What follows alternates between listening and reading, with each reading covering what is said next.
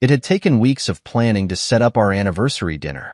I'd picked out her favorite restaurant, one she hadn't stopped talking about since our third anniversary. The table was reserved by the window overlooking the city skyline. I'd even gone the extra mile and arranged for the staff to bring out a bottle of wine with a ribbon tied around it, her favorite vintage. As we were seated, everything seemed perfect. Olivia smiled that familiar smile, the one that used to light up my world, and for a moment, I let myself believe we could get through the rough patch we'd been having. I had even gone out of my way to buy a custom necklace, a delicate chain with a small pendant engraved with the date of our wedding. I had my speech prepared, ready to remind her of all we had built together. I thought the evening might rekindle something between us, that it might put an end to the coldness and distance I'd felt from her over the past few months. What I didn't know was that Olivia had her own speech prepared, one that would shatter everything I thought I knew about my life. Halfway through dinner, just as the wine arrived and I began to raise my glass for a toast, she leaned forward, her expression unsettlingly calm. "I've been cheating on you for 2 years," she said, her voice steady and devoid of emotion. "And I'm leaving you." The world seemed to tilt for a moment, and the glass in my hand hovered midair. I waited for some sign that she was joking, that maybe this was some sick anniversary prank. But her gaze didn't waver, and the cold clarity of her words hung in the air like a dense fog. For a brief moment, I felt an overwhelming rush of anger, betrayal, and humiliation. But instead of letting those emotions take over, I did something that surprised even me. I smiled. Raising my glass as though nothing had happened, I said, "To your new life," my voice as steady as hers. Her brows furrowed slightly, the smallest flicker of confusion crossing her face. She had expected tears, yelling, maybe even begging. She didn't expect composure. I leaned back in my chair, taking a deliberate sip of wine. "So," I asked calmly, "does he make you happy?" Olivia shifted uncomfortably in her seat, the confident facade she had walked in with cracking ever so slightly. "It's complicated," she muttered, avoiding my gaze. That hesitation told me everything I needed to know. She wasn't sure. She thought she was trading up, walking away from a life she deemed predictable and boring. But now, faced with my unexpected reaction, she didn't seem so certain anymore. The waiter approached with the dessert menu, blissfully unaware of the emotional bomb Olivia had just detonated at the table. She waved him off, saying she wasn't interested, but I held up a hand. "I'll take a look," I said casually, flipping through the menu as though nothing had happened. I ordered a slice of cheesecake for myself and asked for a coffee. "You should try the creme brulee," I said, looking up at her. She stared at me, incredulous. "How can you act like this isn't a big deal?"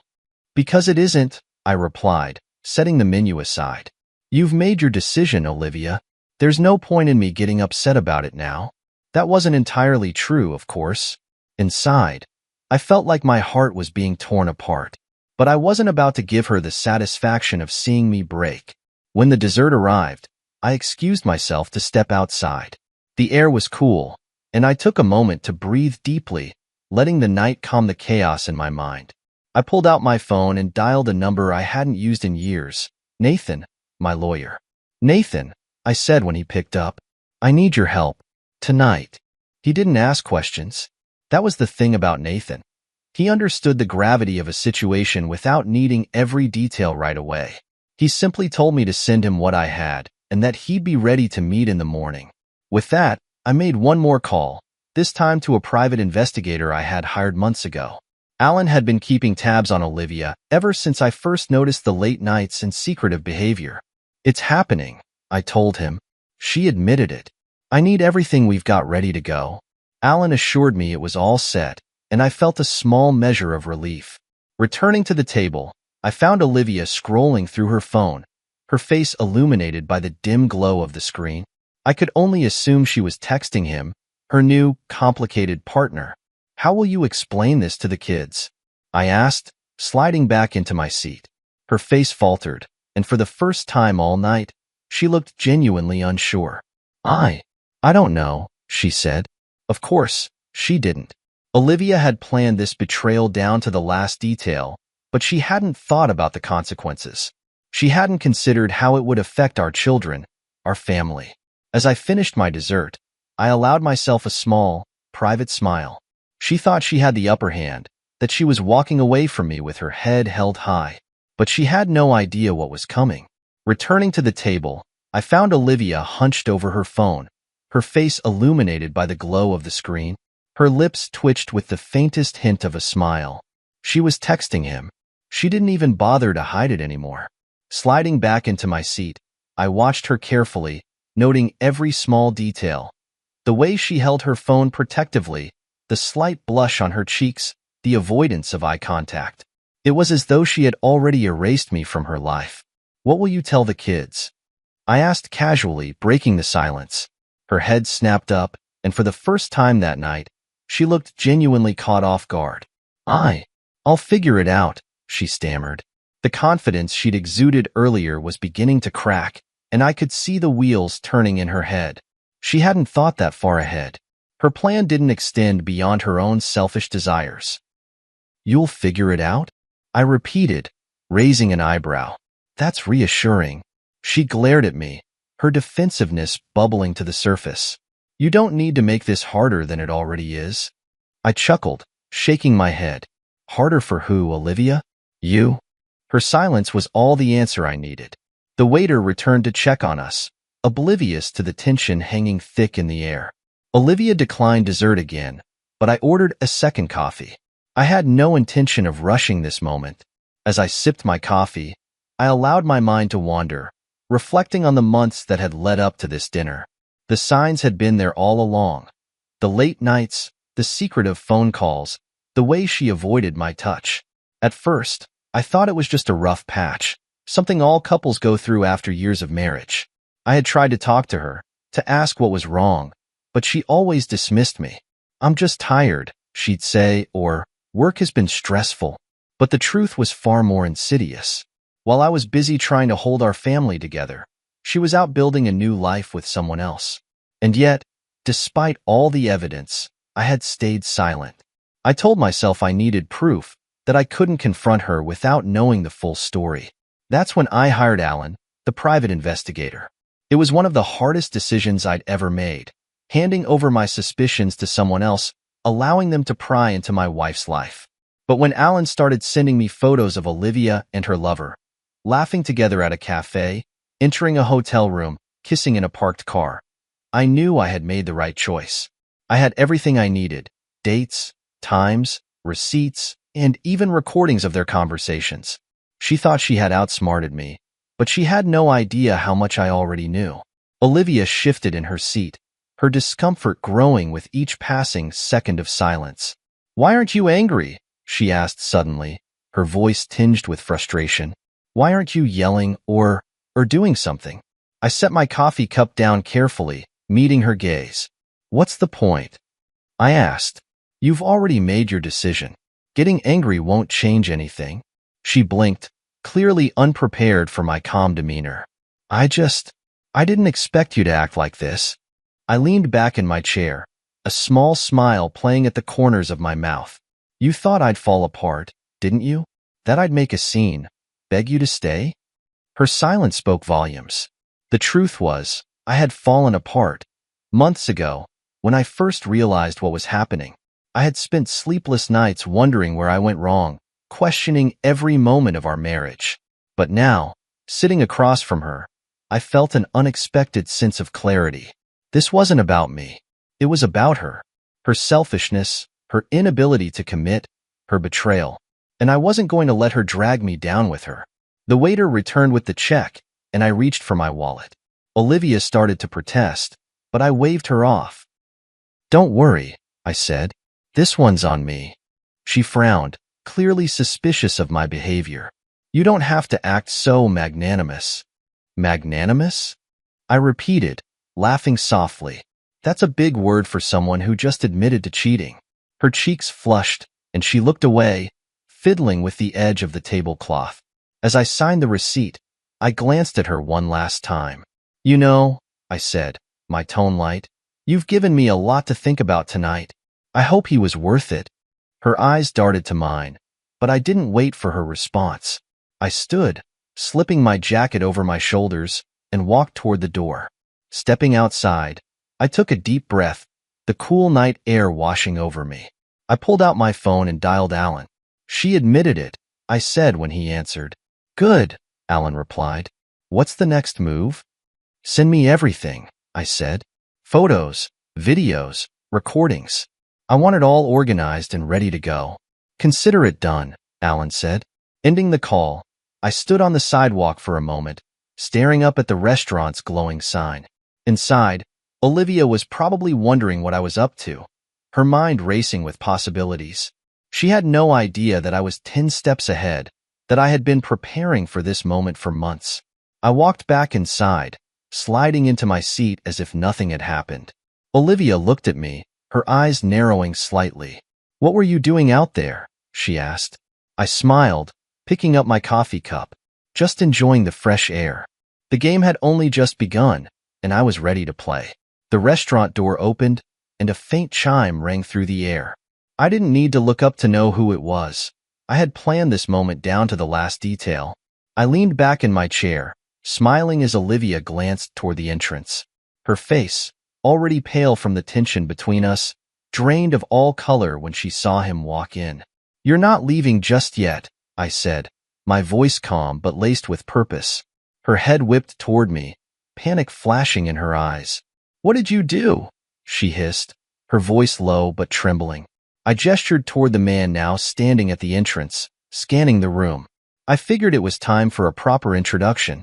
After all, you've been seeing him for 2 years. It's only fair that I get to meet him, don't you think? She froze, her mouth opening and closing as if searching for the right words. But there were no words that could save her now. The man spotted us and made his way over, his gait confident but cautious.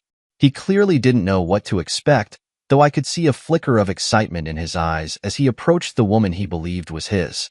"David," I greeted him, standing and extending a hand. He hesitated for a moment before shaking it, his confusion evident. Hi," he said, glancing between me and Olivia. "I wasn't expecting this." "Neither was I said, smiling as I gestured for him to take a seat. "But life is full of surprises, isn't it?" David pulled out a chair and sat down, still unsure of what was happening. Olivia, on the other hand, looked like she wanted to sink into the floor. Her hands clutched the edge of the table, her knuckles white. "Marcus," she began, her voice tight with barely concealed anger. "This is unnecessary." I ignored her, turning my attention to David. "So," I said, pouring him a glass of wine, "you're the man my wife has been seeing behind my back. How's that been going for you?"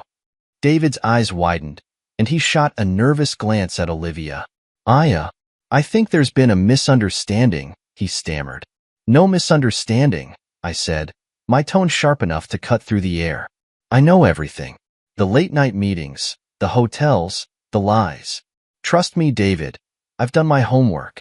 He looked at Olivia, his expression shifting from confusion to accusation. "You said you were going to tell him," he said, his voice low but strained. Olivia shook her head, her lips pressed into a thin line. "This isn't the time or place," she said through gritted teeth. "On the contrary," I said, leaning back in my chair. "This is the perfect time and place. You've been lying to both of us for years. It's time to get everything out in the open." The waiter approached our table, his cheerful demeanor faltering as he sensed the tension. I ordered another bottle of wine and a round of desserts, ignoring the awkward silence that had fallen over the table. As we waited, I decided to break the ice. "So, David," I began, "what is it about Olivia that caught your attention? Was it her charm? Her beauty? Or maybe it was her ability to lie so convincingly?" "Marcus, stop," Olivia snapped, her composure slipping further.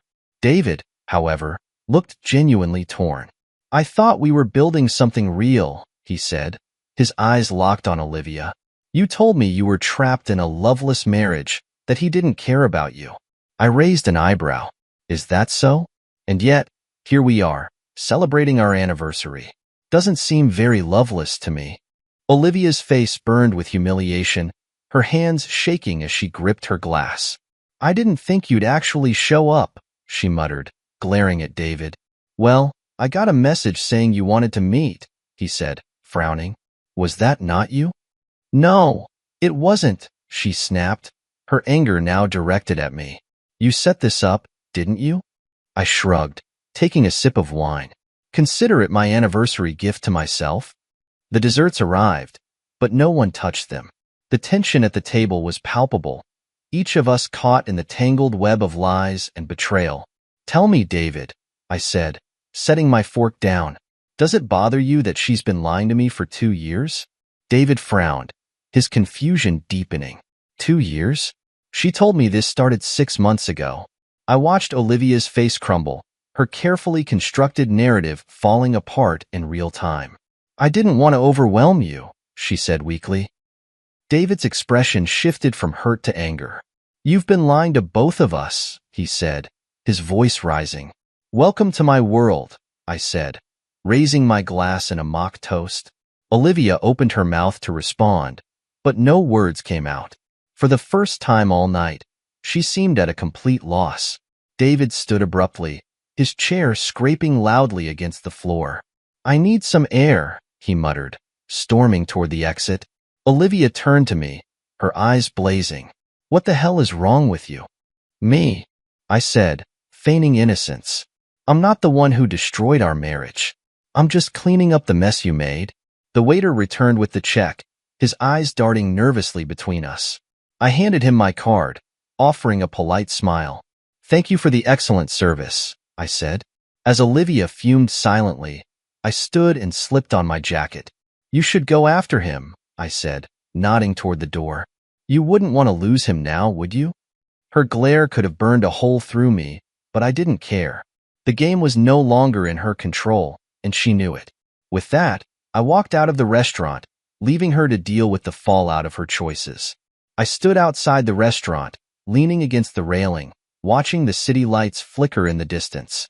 The evening air was crisp, carrying the faint sounds of traffic and laughter from a nearby bar. I took a deep breath, letting the tension ease from my shoulders. Inside, Olivia's carefully constructed world was crumbling, and it was only a matter of time before the cracks became irreversible. As I turned back toward the restaurant, I saw David standing just outside the door, pacing back and forth. His face was pale, his brow furrowed with a mixture of anger and confusion. You all right there, David? I asked, keeping my tone casual. He stopped pacing and turned to me, his jaw tightening. What are you playing at? He asked. Why would you set all this up? Set it up? I repeated, pretending to think. I didn't set anything up. I just thought it was about time we all had an honest conversation. You know, clear the air. Clear the air, he snapped. You're humiliating her. And me? I raised an eyebrow, crossing my arms. Humiliating you? You've been sleeping with my wife for 2 years, David. If anyone deserves to feel humiliated, it's the two of you. He opened his mouth to respond but closed it again, his face reddening. He couldn't argue with the truth. The restaurant door swung open, and Olivia stormed out, her heels clicking angrily against the pavement. Her face was flushed, her eyes burning with fury. David, let's go, she said sharply, grabbing his arm. He shook her off, stepping back. No, I think I'll stay, he said, his tone cold. I want to hear what else he has to say. Olivia's expression faltered, her confidence wavering. She turned to me, her voice low and venomous. You're enjoying this, aren't you? Enjoying it? I asked, tilting my head. Not particularly. I'd much rather be spending my anniversary with someone who actually respects me. Her jaw tightened, and for a moment, I thought she might lash out. Instead, she took a deep breath, smoothing her hands down the front of her dress. You've made your point, Marcus, she said through gritted teeth. Can we stop this now? Oh, I'm just getting started, I replied, my voice calm but firm. I motioned for David to follow me back inside, ignoring Olivia's protests. He hesitated for a moment before reluctantly stepping through the door. Olivia trailed behind, her movements stiff and defensive. Back at the table, the half-eaten desserts and empty wine glasses sat untouched, a stark reminder of how far the evening had spiraled out of control. I gestured for David to take a seat, and after a brief pause, he complied. Olivia remained standing, her arms crossed tightly over her chest. I don't know what you're trying to accomplish, she said, her voice trembling with anger. I'm trying to understand, I said, leaning forward. I'm trying to understand how the woman I married turned into someone who could betray me so completely. Her eyes darted away, unable to meet mine. David shifted uncomfortably in his seat, the weight of the confrontation pressing down on him. Tell me, David, I said, turning my attention to him. What did she tell you about me? That I was controlling? That I didn't love her? That I was too busy to notice? He swallowed hard, glancing at Olivia before answering. She said you were distant, that you didn't care anymore, that the marriage was over, but you didn't want to admit it. I nodded, my lips pressing into a thin line. And you believed her. He didn't respond, his silence speaking volumes. Olivia finally spoke, her voice defensive. It's not like that, Marcus. You were distant. You shut me out. I shut you out? I repeated, my voice rising slightly. I worked 12-hour days to provide for this family. I sacrificed time with my friends, my hobbies, everything, so you could have the life you wanted. And this is how you repay me? She flinched, her defenses crumbling. I made a mistake, she said quietly. No, Olivia, I said, shaking my head. A mistake is forgetting an anniversary or missing a dinner reservation. What you did was a deliberate choice, a series of choices over 2 years to lie, cheat, and destroy everything we built together. David shifted in his seat, his discomfort evident. I didn't know it was that long, he muttered. I turned to him, my gaze steady. And now you do. So tell me, David, does it bother you that she's been lying to both of us? He stared at me, his jaw clenching. Yes, he admitted. It does. Olivia's head snapped toward him, her eyes wide. David. No, he interrupted, standing abruptly. I need to think. He turned and walked toward the door, leaving Olivia and me alone at the table. The silence between us was deafening. Olivia sank into the chair David had vacated, her shoulders slumping as the weight of the evening pressed down on her.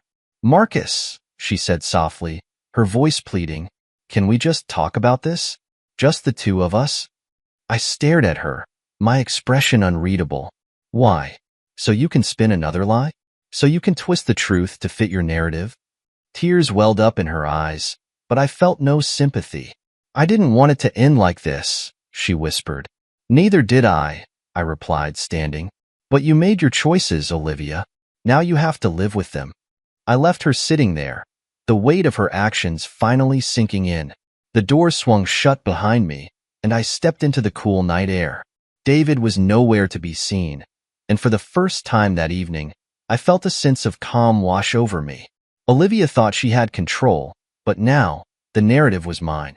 The night air was crisp as I stepped away from the restaurant, the sound of the door swinging shut behind me providing a strange sense of finality. I didn't look back to see if Olivia was still sitting there, her world unraveling piece by piece. I didn't need to. For the first time in months, maybe years, I had the upper hand, and I wasn't about to let go of it. I walked a few blocks before pulling out my phone. Dialing Alan, my private investigator, had become second nature over the past few months. It's time, I said when he picked up. Got it, Alan replied without hesitation. I'll send everything to her and him. It'll be in their inboxes before the night is over. Make it public too, I added, my tone steady but resolute. The people closest to us need to know what she's been doing. There was a pause on the other end. Are you sure? I've never been more sure of anything, I said firmly before hanging up. By the time I returned home, my mind was racing, but I felt strangely calm. The wheels were already in motion, and there was no stopping them now. I poured myself a glass of whiskey, sat at the kitchen table, and waited. It didn't take long. My phone buzzed relentlessly with notifications, emails, texts, and calls flooding in. I didn't answer any of them. Instead, I opened my laptop and logged into the anonymous account Alan and I had set up weeks ago. The evidence was all there. Photos, text message screenshots, and detailed accounts of Olivia's affair with David. Every lie she had told, every betrayal she had committed. It was all laid out for anyone to see. I watched as the views climbed rapidly, the comments pouring in from friends, family, and acquaintances. Some expressed shock, others disgust. A few, predictably, tried to defend her, but the overwhelming consensus was clear. Olivia had crossed a line, and there was no coming back from it. My phone buzzed again, and this time, I glanced at the screen. It was Olivia. Her name flashing on the screen filled me with a mix of anger and vindication. I let it ring out, but she called again and again. Finally, I answered, my tone calm but cold. What do you want, Olivia? Her voice was frantic, trembling with a mix of anger and fear. What the hell did you do, Marcus? Why would you do this? Why would I do this? I repeated, leaning back in my chair. Why wouldn't I, Olivia? You spent 2 years tearing apart our marriage behind my back. Did you really think there wouldn't be consequences? This is cruel, she spat, her composure slipping. You're trying to ruin me. No, I said evenly. You ruined yourself. I'm just making sure everyone knows the truth.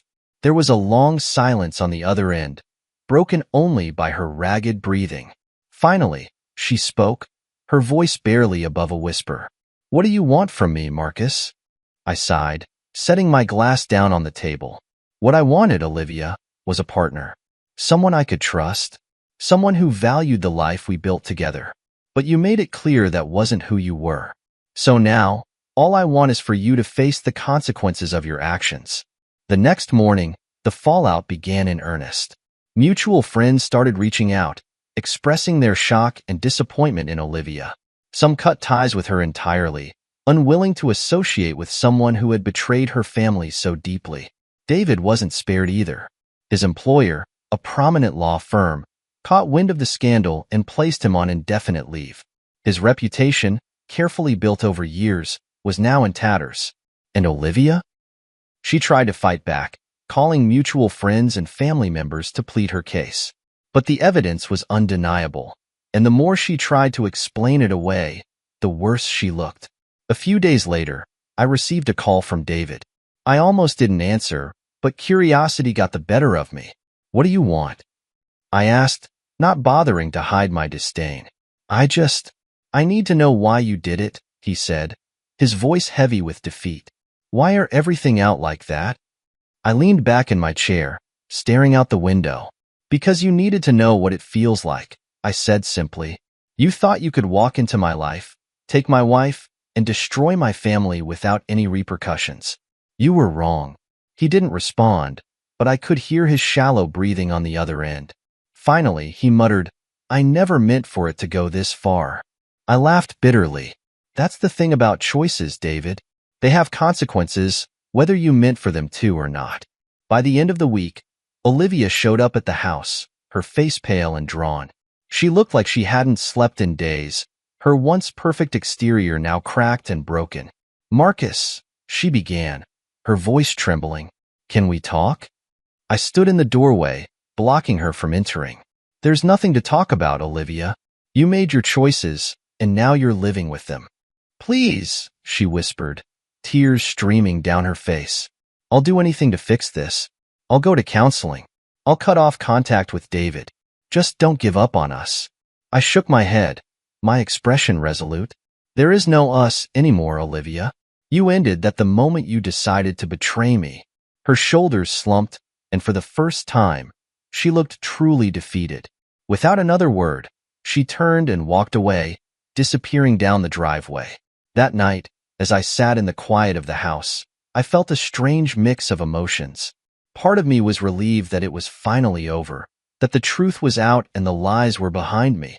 But another part of me mourned the life I had lost, the marriage, the family, the future I had envisioned. Still, I knew one thing for certain. I wasn't the one who had destroyed it. That burden was Olivia's to bear, and she would bear it alone. The days following Olivia's public unmasking were nothing short of chaotic. What had started as a carefully executed plan to reveal her betrayal had now spiraled into something far bigger. The ripples of her actions extended beyond our home and touched every corner of her life. It was like watching a slow-motion car crash, and there was nothing she could do to stop it. Friends, once loyal to her, began to pull away. Social media posts that once garnered hundreds of likes and comments were now met with silence or outright hostility. The texts and calls she bombarded me with gradually turned from anger and threats to desperation and regret. I didn't respond to any of them. Olivia was a ship sinking fast, and she was discovering just how cold the waters of betrayal could be. For me, the fallout wasn't as chaotic. It was oddly peaceful, a sharp contrast to the storm raging in her world. I moved through my days with a quiet sense of purpose, focused on my children and my work. The kids had been my priority from the beginning.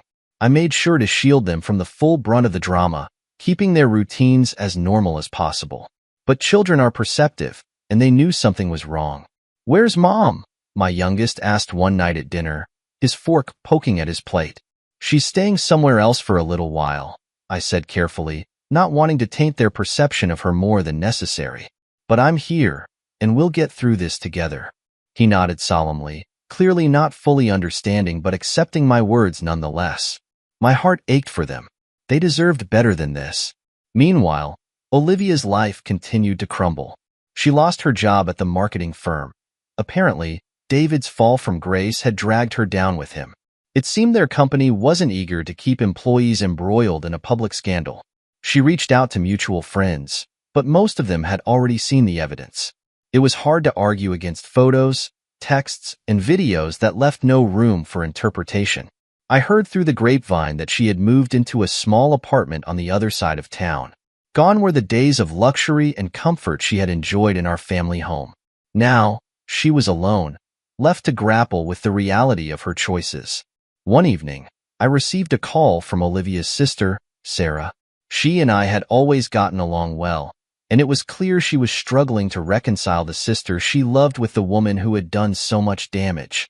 "I don't know what to say, Marcus," she began, her voice heavy with regret. I can't believe she did this. To you, to the kids, to herself." "Neither can I admitted, leaning against the kitchen counter. "She's been calling me non-stop," Sarah continued, begging for help, saying she didn't mean for things to get so out of hand. "What do you want me to do?"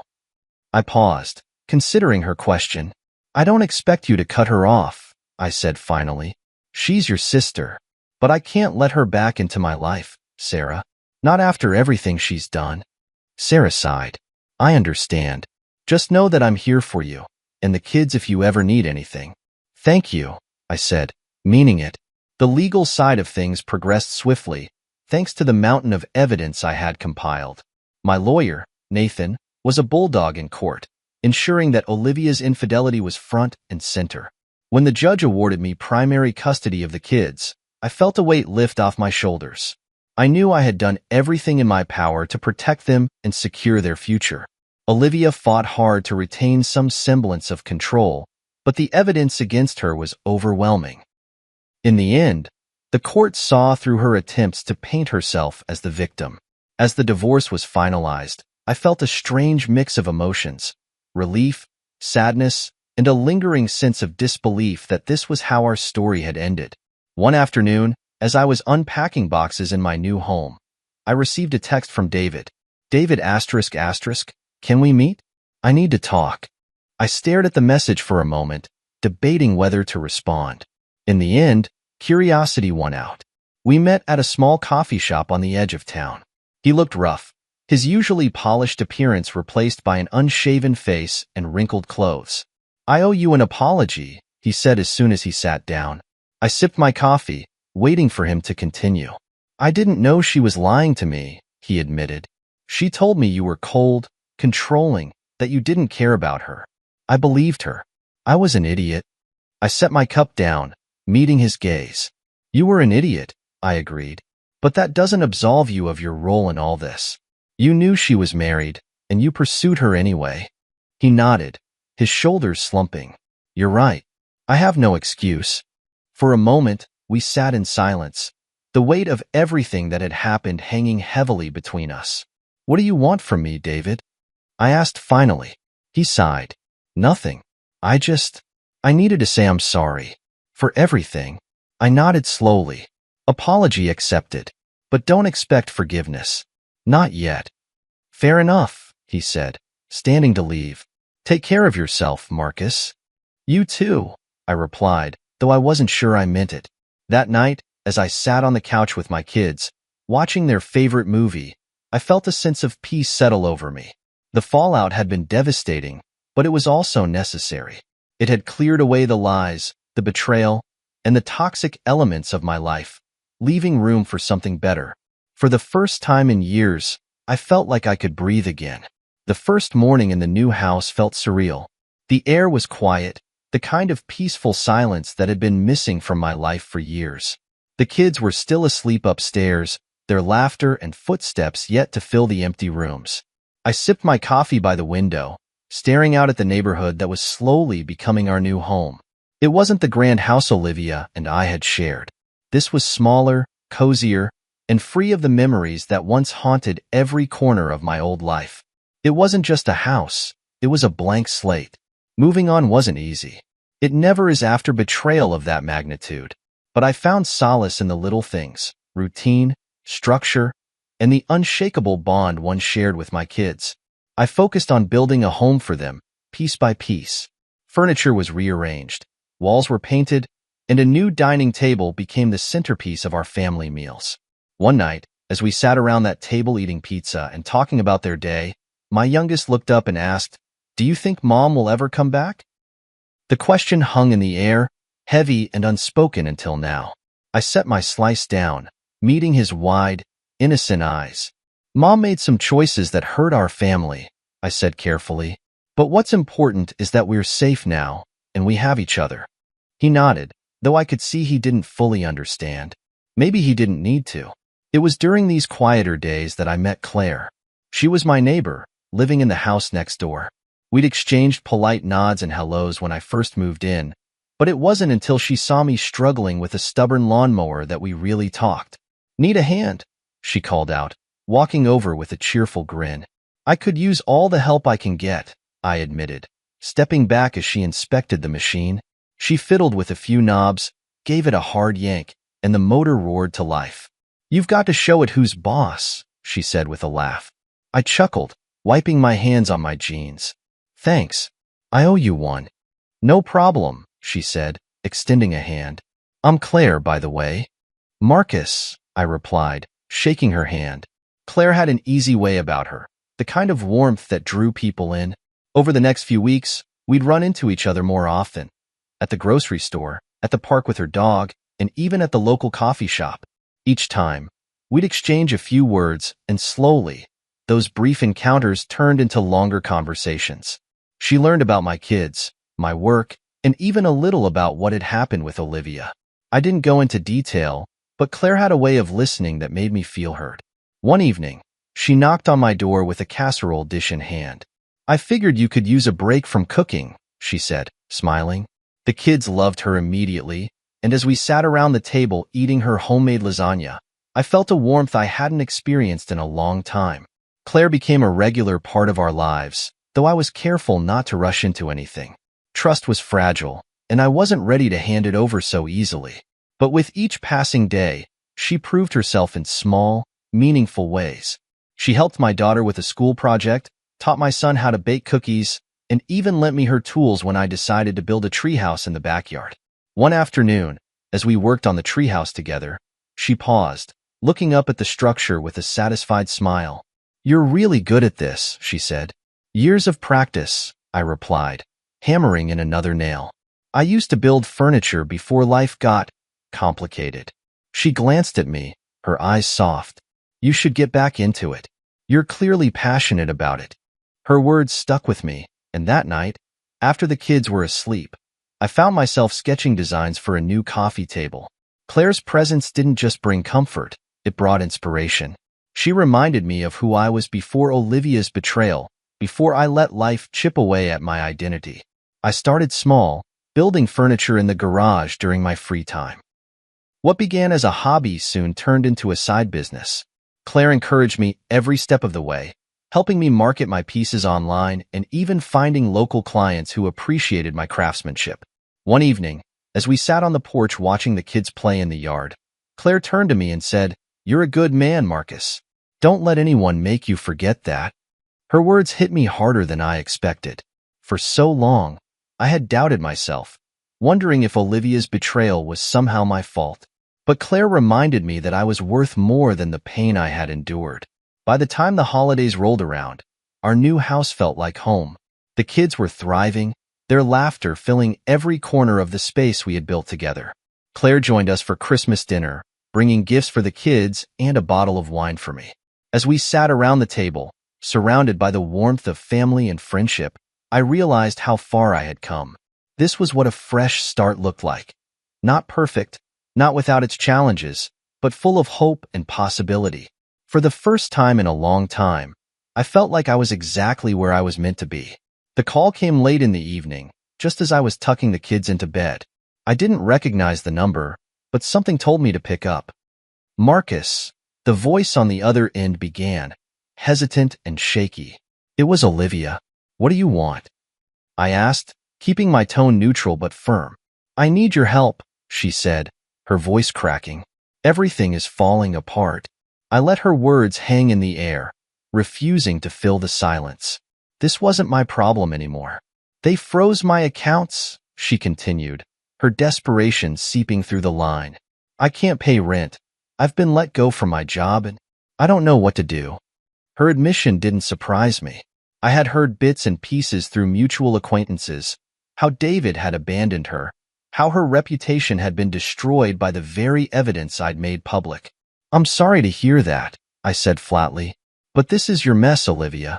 You made these choices. I know, she whispered, her voice barely audible, but I didn't think it would end like this. Her downfall had been swift and brutal. After our divorce was finalized, she struggled to find stable footing. The evidence of her infidelity and deceit had spread far and wide, tarnishing her reputation both personally and professionally. David, the man she had risked everything for, had cut ties with her not long after losing his job. Without his financial support or companionship, she was left to fend for herself. Her once vibrant social circle dissolved overnight. Friends who had once flocked to her dinner parties now avoided her calls. The ones who did stay offered little more than pity, unwilling to get too close to the chaos she had created. She moved into a small, run-down apartment on the outskirts of town, a far cry from the luxury she had once enjoyed. Rumors swirled about her struggling to make ends meet, picking up odd jobs to scrape by. Despite everything, Olivia still tried to salvage her image. She wrote a long-winded post on social media, painting herself as a victim of circumstance and misunderstandings. But the internet never forgets, and the comments were quick to remind her of the truth. Didn't you cheat on your husband for 2 years? One user asked bluntly. Maybe try owning up to your actions instead of playing the victim, another wrote. Her attempt to control the narrative backfired spectacularly, and she eventually deleted her accounts altogether. Meanwhile, my life continued to move forward. The kids and I had settled into a comfortable routine, and Claire had become an integral part of our lives. One afternoon, as I worked on a new furniture piece in the garage, Claire walked in holding her phone. You'll want to see this, she said, handing it to me. It was a news article about David's latest scandal, a lawsuit from his former employer accusing him of embezzlement. His financial troubles had finally caught up to him, and it seemed he was facing serious legal consequences. Looks like karma's making its rounds, I said, handing the phone back to her. Claire smiled. It's almost poetic, isn't it? Not long after, Olivia reached out again, this time in the form of a handwritten letter. The envelope arrived one morning, its edges frayed as if it had been carried through a storm. I debated whether to open it, ultimately deciding that I needed to hear what she had to say. The letter was filled with apologies and regret. She admitted to her mistakes, acknowledging the pain she had caused and the family she had destroyed. I see now how wrong I was, she wrote. I thought I was chasing happiness, but all I found was emptiness. I don't expect your forgiveness, but I needed to say I'm sorry. For a brief moment, I felt a pang of sympathy for her, but it quickly passed. I folded the letter and placed it in a drawer, deciding not to respond. Her apologies, while sincere, couldn't undo the damage she had done. Months later, I heard through Sarah, Olivia's sister, that she had moved back in with their parents. They had taken her in reluctantly, their disappointment evident to anyone who spoke to them. "She spends most of her days in her old room," Sarah confided during a phone call. "I think she's finally realizing what she lost." "Good," I said simply. Sarah hesitated. "Do you think there's any chance she could rebuild her life?" "That's up to her," I replied. "But she's burned too many bridges to come back to mine." By the end of the year, Olivia had faded into obscurity. The woman who had once commanded attention at every party, who thrived on validation and admiration, was now a shadow of her former self. Her downfall wasn't just a result of my actions. It was a consequence of her own choices, her inability to see beyond her selfish desires. And while part of me felt a sense of closure, I knew that true peace came not from her suffering but from the life I had rebuilt for myself and my kids. That evening, as I sat on the porch watching the sunset, Claire joined me with 2 mugs of coffee. "Penny for your thoughts?" she asked, sitting beside me. I smiled, shaking my head. "Just thinking about how far we've come." She reached for my hand, her touch warm and reassuring. "You deserve this, Marcus. All of it." And for the first time in years, I truly believed her. The house was quiet, bathed in the golden glow of the late afternoon sun. The kids were at a friend's birthday party, giving me a rare moment of solitude. I sat in my workshop, sanding down a piece of walnut for a custom coffee table. The rhythmic scrape of the sandpaper against the wood was meditative, a steady reminder that rebuilding something broken takes time, effort, and care. This had become my sanctuary. Whenever the weight of the past threatened to creep back in, I would retreat to the workshop, letting my hands create what my heart was still learning to process. Claire arrived later that evening, balancing a casserole dish in one hand and a bouquet of flowers in the other. "You didn't have to do all this," I said, taking the dish from her and setting it on the counter. "You're right, I didn't," she replied with a teasing smile. "But I wanted to. Plus, the kids love my lasagna." She wasn't wrong. By the time dinner was over, the kids had polished off every last bite, leaving me with little more than a slice to tuck away for lunch the next day. As we cleaned up the kitchen together, Claire looked over at me, her expression serious. "You're doing an amazing job with them," she said. "Thanks," I replied, drying a plate. "I just want to make sure they feel safe and loved. After everything they've been through, they deserve that much." "And so do you," she said softly, her eyes meeting mine.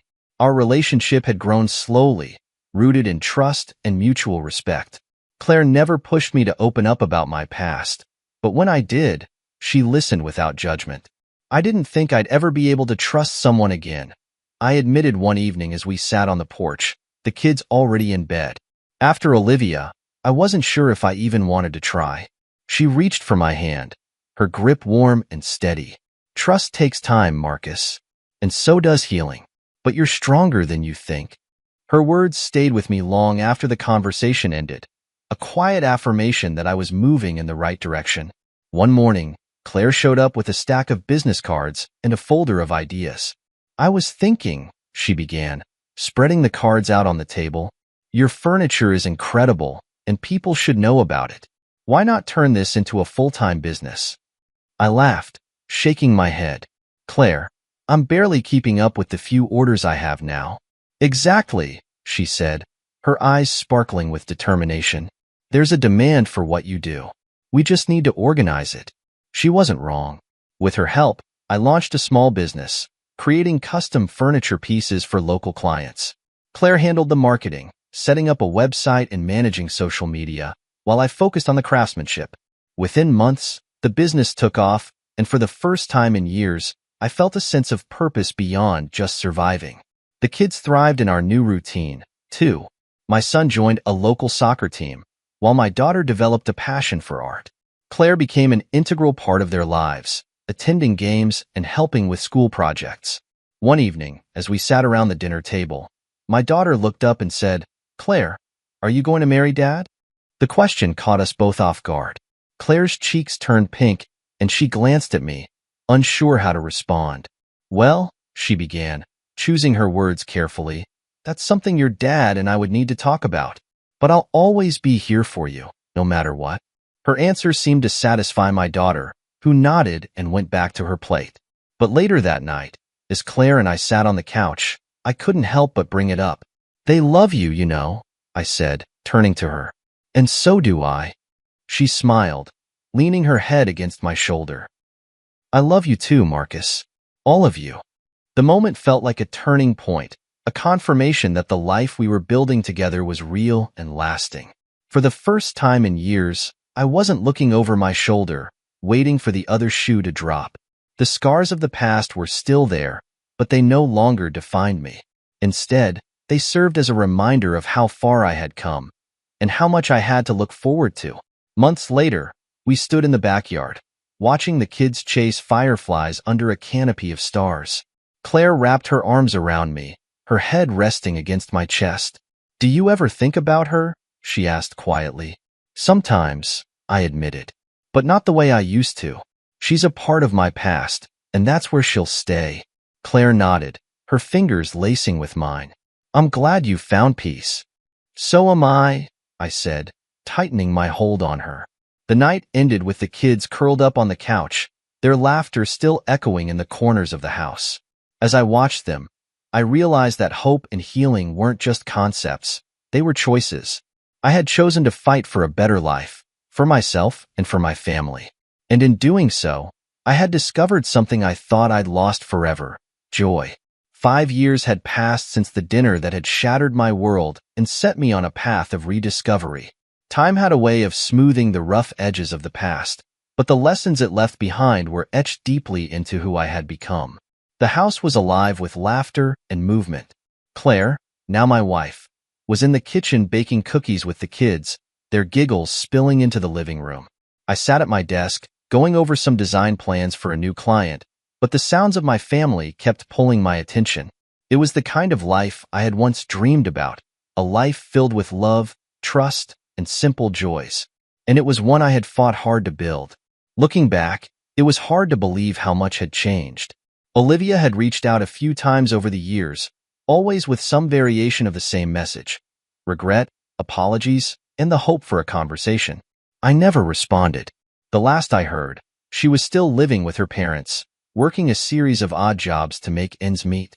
The glamorous, carefree life she had chased with David had long since crumbled, leaving her with little more than memories of what she'd thrown away. David, too, had faded into obscurity. His legal troubles had cost him his career and reputation, and he had relocated to a different state. As far as I was concerned, both of them were ghosts, remnants of a chapter one had long since closed. Claire's gentle laugh pulled me from my thoughts. I turned to see her standing in the doorway, flour dusting her cheeks and a tray of cookies in her hands. "Want a taste test?" she asked, holding out the tray.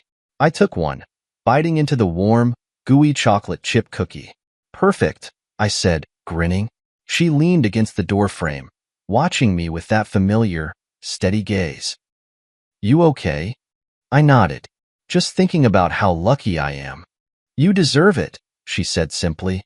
The kids burst into the room moments later, pulling me toward the backyard where we had started planting a small garden together. My son proudly showed me the first sprouts poking through the soil, while my daughter asked a million questions about how plants grow. It was in these small moments that I found the most peace. Life wasn't flashy or extravagant, but it was full of meaning. The scars from the past had faded into the background, overshadowed by the warmth of the present. Later that evening, as the kids slept and Claire and I sat on the porch, I reflected on the journey that had brought me here. "You know," I said, breaking the comfortable silence, "there was a time when I thought I'd never feel this kind of peace again." Claire reached for my hand, her touch grounding me. "But you made it," she said softly, "and you built something beautiful out of the ashes." I nodded, my heart full. "I couldn't have done it without you." She smiled, her eyes shining in the moonlight. "You would have. I just helped you see what you were capable of." The next day, I sat down to write a letter, not to Olivia, but to myself. It wasn't about blame or anger. It was about gratitude. Gratitude for the strength I had found, the lessons I had learned, and the life I had rebuilt. I ended the letter with a simple promise. I will never forget where I've been, but I will always focus on where I'm going. The years stretched ahead, full of possibility. There would be challenges, no doubt, but I felt ready to face them. As I tucked the letter into a drawer and turned to the sound of Claire calling me for dinner, I felt a deep sense of contentment. This was my life now, a life I had fought for, earned, and cherished. And as I joined my family at the table, the laughter and love surrounding me, I knew one thing for certain. The best chapters of my story were still being written.